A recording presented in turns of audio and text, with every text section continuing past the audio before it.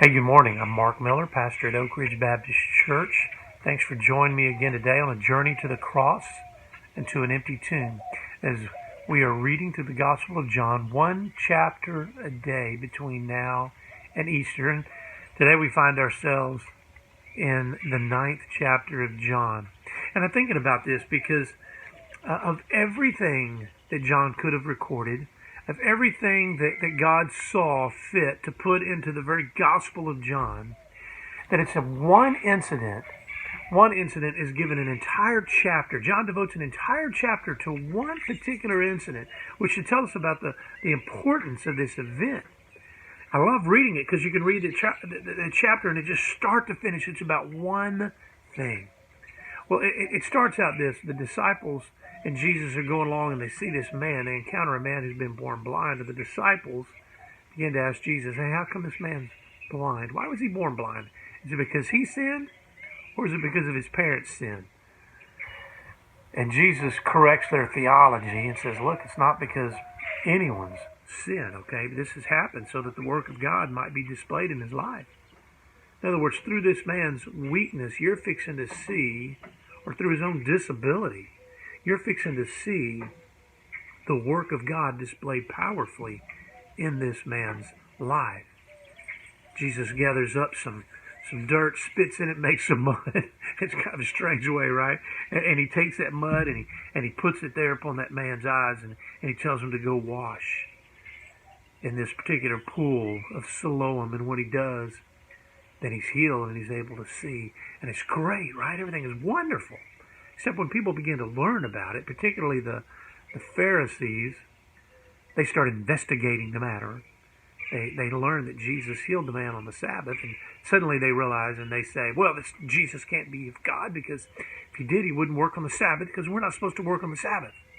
And if he were of God, he wouldn't work on the Sabbath either. And suddenly they go through all of this, and they're doing the same thing again and again. We've already seen it in the Gospel of John. They're putting their rules above the relationship. And they can't even celebrate the great thing that's happened in this man's life. It's suddenly a man who's never been able to see for his entire life is now able to see. And can you imagine that? Suddenly, things that you just may have heard or tasted, you're able to see and look upon. And Jesus has made this incredible difference in a man's life. And yet they can't even celebrate that fact. The entire chapter almost reads like a comedy of errors almost, and I guess it would be, it is kind of funny at different parts, but what almost keeps it from being funny is the very fact that it's true. And it's sad in their response to what God has done.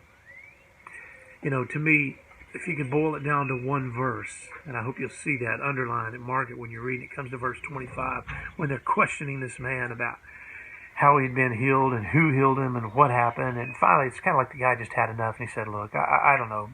I don't know.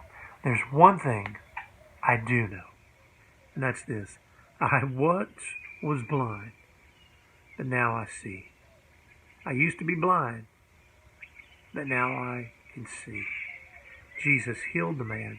Jesus made the difference. Jesus made the change. And I want to say to you today, you know, you might encounter your friends or people that you know along the way, and you're a little maybe afraid to speak, about to say something, or they're going to ask you a question you may not know how to answer. And, you know, we've all kind of been there. But the greatest evidence, the one thing that a person could really never deny in their wonderings about God is the change that he has made in you.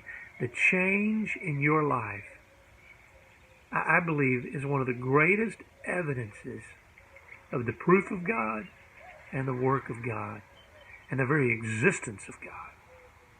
Because I'm telling you, when Jesus comes to your life, he'll change who you are. And when he changes who you are, it'll always change what you do. And that's evidence that's difficult, if not impossible, to deny. I know this.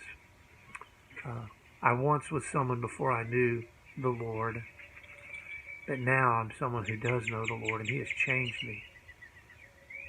And that's a change that I'm not sure you can deny. And I hope you see that difference in me. and I hope that others see the difference in you. Have a great morning this day through the 9th chapter of John.